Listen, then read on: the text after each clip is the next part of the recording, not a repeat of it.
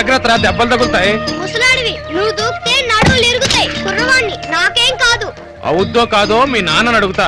ఒరే గణపతి, తాత ప్లీజ్ మెల్లిగా ఆడుకుంటాం, మెల్లిగా ఆడుకుంటాం. డాడీని పిలవద్దు, లోపల అసలే టెన్షన్ లో ఉన్నారు.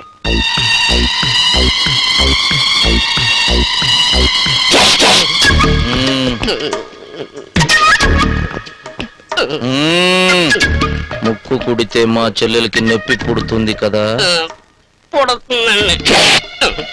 నొప్పి పుట్టేటట్టు కుట్టిన తర్వాత రక్తం వస్తుంది కదా.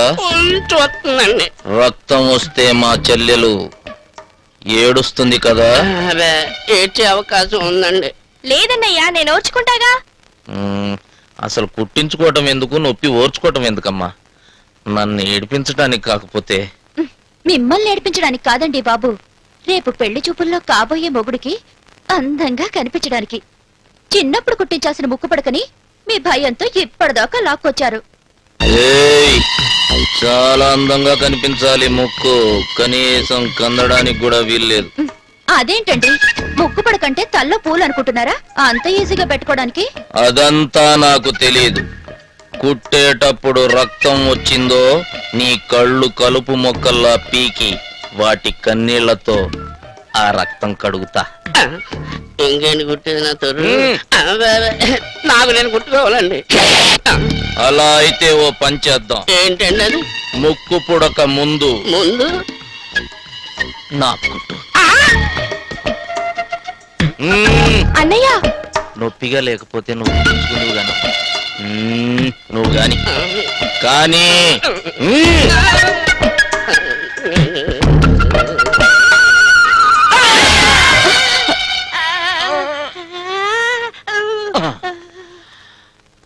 అబ్బే పెద్ద నొప్పేం లేదమ్మా, చీమ కుట్టినట్టుంది.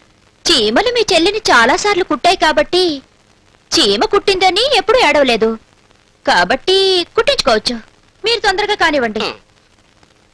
ఆగా, ఇప్పుడు కుట్టు.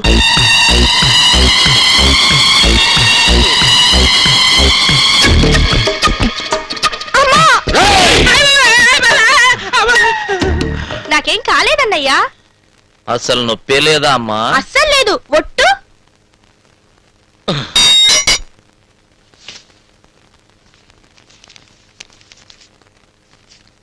ఏయ్ చారి,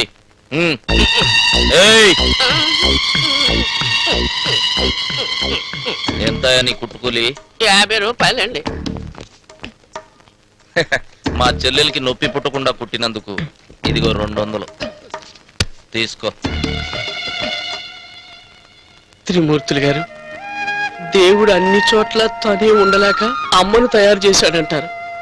కానీ ఈ చెల్లాయికి మాత్రం అన్నను చేసి ఇచ్చారండి. హలో, ఏంటి వారానికి 3 సార్లు ఇదే బ్లూ కలర్ టై కడుతున్నావు? ఈ డ్రెస్ లోని మీరు స్మార్ట్ గా కనిపిస్తున్నారు కానీ నన్ను ముక్కు పడక కుట్టించుకోమలేదేంటి? ఇంకా అందంగా కనబడతావని భయం వేసి. ఏ, అందంగా కనిపించకూడదా? అప్పుడు అస్సలు వదిలిపెట్ట బుద్ధి కాదోయ్. ఏ, నన్ను వదిలేయాలనుకుంటున్నారా? మరి 6 నెలలకు ఒకసారి నువ్వు పురుడు పోసుకోవాల్సి వస్తుందని. 9 నెలలకు ఒకసారి కదా అయ్యేది. 6 నెలలకి ఎలా వీలవుతుంది? అది మీ మమ్మీని అడుగు చెప్తుంది. వస్తానా? ఎలా మమ్మీ? మీ నాన్న ఆ అమృతాంజన్ మహాస్ట్రాంగ్ టైప్ కానీ నువ్వు నోరు మూసుకుని పదా, స్నానం చేద్దు గాని.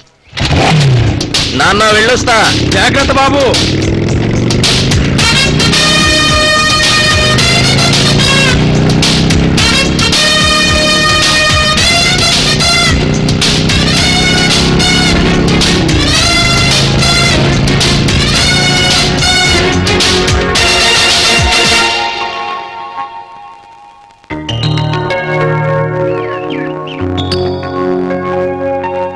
ఈ ధవళేశ్వరం ఆనకట్టకి అటువైపు వెస్ట్ గోదావరి డెల్టా, ఇటువైపు ఈస్ట్ గోదావరి డెల్టా. ఈ ఆయకట్టులో కొన్ని లక్షల హెక్టార్లు సాగు చేపడుతున్నారు. ఈ కాలువ నీళ్ల వల్ల ఎన్ని లక్షల హెక్టార్లు బాగుపడ్డాయో, ఈ కాలువ అందకపోవటం వల్ల ఎంతో భూమి నిరుపయోగం అయిపోతుంది. సో ఈ సాగర్ జవహర్ కాలువలాగా గోదావరి నుంచి మరో కాలువ తెలంగాణ వైపు ప్లాన్ చేస్తే అటువైపు భూములు కూడా మాగాణిగా మారి ప్రజలకు ప్రాణవాయువు అవుతుంది. ఎంతో కాలంగా మనం ఎదురు చూస్తున్న ఈ ప్రాజెక్ట్ కేవలం మన ముఖ్యమంత్రి గారి చొరవ వల్ల శాంక్షన్ అయింది. కాబట్టి మన జిల్లా పరిధిలో ఉన్న పొలాలు రైతుల దగ్గర నుంచి కాలువ కోసం గవర్నమెంట్ కొనవలసి ఉంటుంది. కాలువ నిర్మాణం కింద పోయే ఈ పొలాల్ని ఆయా రైతుల దగ్గర నుంచి సేకరించి వారికి మార్కెట్ ధర చెల్లించడానికి ఎకరం ఎంత అవుతుందో ఎంక్వైరీ చేసి సర్వే చేయించండి.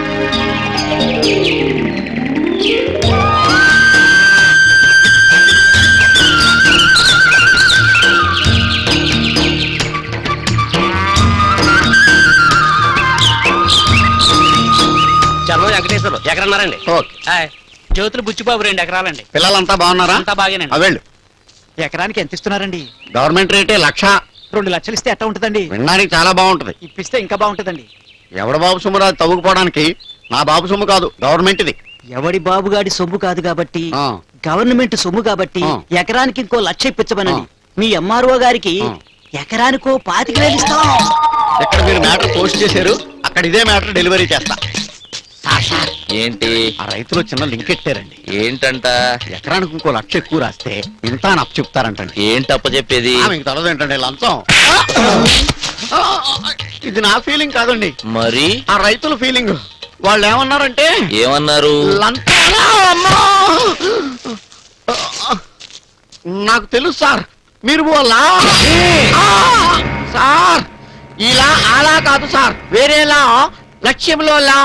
అసలు మీరు ఒక లక్ష్యంతో పుట్టిన మనిషిని 24 అవర్స్ న్యాయంగా వర్క్ చేయాలనే లక్ష్యంతో దేశాన్ని, రాష్ట్రాన్ని, జిల్లాని, మండలాన్ని, గ్రామాన్ని మినీ సీఎం లాగా ముందుకు నడిపించాలనే లక్ష్యంతో ఎంఆర్ఓ అయ్యారు. అందుకనే చచ్చిన 1 రూపాయి కూడా లంచం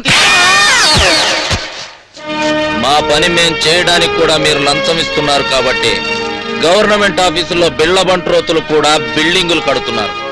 ఇక్కడ 10 ఎకరాలున్న రైతు కూడా పూరి గుడిసెలో ఉంటున్నాడు. రేపటి నుంచి నిజాయితీగా ఉండే నాలాంటి వాడికి కూడా మేపడం మొదలెడితే ఇంకా ఈ పొలాల మధ్యన మీరు నడిచేందుకు గట్లు కూడా మిగలవు. మీ పొలాల్లో మీరు పండించింది మీరు రుచి చూడాలన్నా లంచం ఇచ్చుకోవాల్సిందే. నాకు అన్నం పెట్టే ప్రభుత్వం అంటే ఎంత విశ్వాసమో అందరికీ అన్నం పెట్టే మీరన్నా అంతే గౌరవం. పొలం రేట్లు తక్కువ రాసి మీకు అన్యాయం చేయలేను, ఎక్కువ రాసి ఉద్యోగానికి ద్రోహం చేయలేను. అయ్యా ఆ మాటే చెప్దామని నేను ముందుకొస్తూ ఉంటే ఏదో తగిలి కింద పడ్డానండి. ఏం చెబుదాం అనుకున్నావు? మీ క్యారెక్టర్ గురించి చెప్దాం అనుకున్నా. నా క్యారెక్టర్ ఏంటో? ఏపీఎస్సీ ఎగ్జామ్ రాసి ఎంఆర్ఓ అయినా ప్రభుత్వం జీపు తీసుకోకుండా సొంత డబ్బులతో పెట్రోల్ పోసుకుని సొంత బుల్లెట్ మీద ఊళ్ళు తిరుగుతూ ఆ మాట అన్నవాడి చెంప పగలగొడుతూ ఊళ్ళో మణిదీపంలాగా కాపుకులంలో ఆణిముత్యంలాగా ఉన్నారని. ఆణిముత్యాలు కాపు పొలంలోనేనా? వేరే క్యాస్ట్లో లేరా? ఎందుకున్నారండి? కమాసులో ఉంటారు, గౌడాసులో ఉంటారు, బ్రాహ్మిన్స్ లో ఉంటారు, వెలమాసులో ఉంటారు. అన్ని కులాల్లోనూ ఆణిముత్యాలు ఉంటారండి. ఒక్క ఆణిముత్యాలే కాదండి, మంగళహారతులు, అగ్ని పర్వతాలు, మండే గుండెలు కూడా ఉంటాయండి. తెలుసుకున్నావుగా, స్పెల్లింగ్ మిస్టేక్ లేకుండా. పైకొస్తావు పో. ఇప్పుడు చావలేదు అదృష్టం. ఎవడు కనిపెట్టాడ్రా బాబు ఈ లంచాన్ని?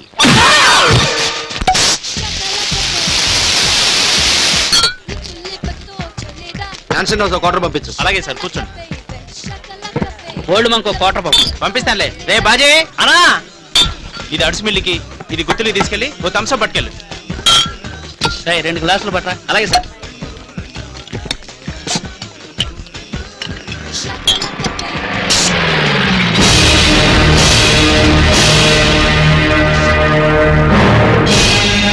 ఏం కావాలి సార్?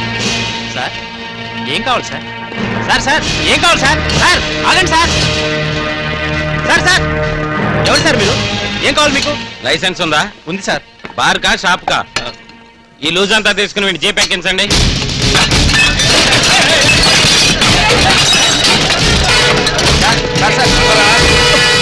షాప్ సీజ్ చేయండి. ఇది పద్ధతి కాదు సార్. చెప్పుతో కడతారు ఆస్కెల్. వైన్ షాప్ లైసెన్స్ తీసుకుని బార్ మెయింటైన్ చేస్తూ పద్ధతుల గురించి మాట్లాడతావా? జేబు బ్రదర్స్ కి తెలిస్తే గొడవలు అయిపోతాయి, తర్వాత మీ ఇష్టం. బ్రదర్సా?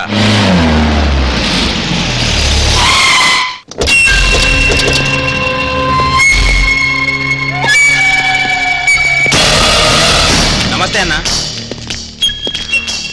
నమస్తే సార్. నమస్తే. నా పేరు విస్టం శెట్టి బాపునీడు. వీళ్ళు నా తమ్ముళ్ళు. ఈ షాపు మా జాయింట్ ప్రాపర్టీ. అది ఇప్పుడు గవర్నమెంట్ ప్రాపర్టీ కాబోతుంది. ఎందుకు సార్ అనవసరంగా గొడవలు? వదిలేయండి. మేము వదలటం కాదు, ఇంకా 2 రోజుల్లో ఈ షాపును మీరే వదిలేయాల్సి ఉంటుంది. ఇంత చిన్న విషయానికి కూడా అంత సీరియస్ అయిపోతారేం సార్? చైతి, ఇది ఎక్సైజ్ డిపార్ట్మెంట్. ఎక్స్ట్రా వేషాలు వేసావంటే నిన్ను ఎక్కించాల్సి వస్తుంది జీప్.